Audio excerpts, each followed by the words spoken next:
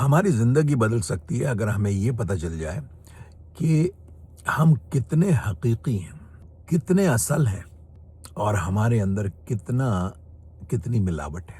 تو اس بات کا کیا مطلب ہے؟ اس کا مطلب یہ ہے کہ کسی بھی لمحے میں، کسی بھی مومنٹ میں، چاہے آپ اکیلے ہوں یا ہم دنیا کے سامنے ہوں، تو ہم کتنے حقیقی ہیں، سچ ہیں، اور ہمیں اس چیز کا احساس ہے۔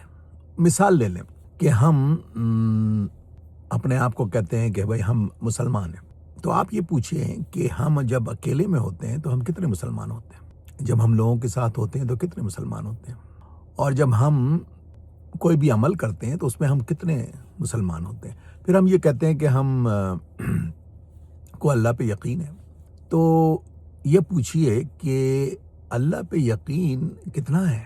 کیا ہم ہر کام اور ہر فیصلہ اللہ کے مرضی سے کرتے ہیں، یہ سوچ کے کرتے ہیں کہ یہ اللہ اس چیز کے بارے میں اس کی ہدایت کے حساب سے ہے؟ تو اس چیز سے پتہ چلتا ہے ہم کتنے حقیقی ہیں۔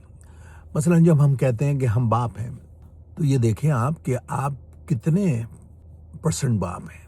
آپ ہر وقت باپ ہیں یا کبھی کبھار؟ یا ہم کہتے ہیں کہ ہم انسان ہیں، آپ کیا ہر وقت انسان ہیں؟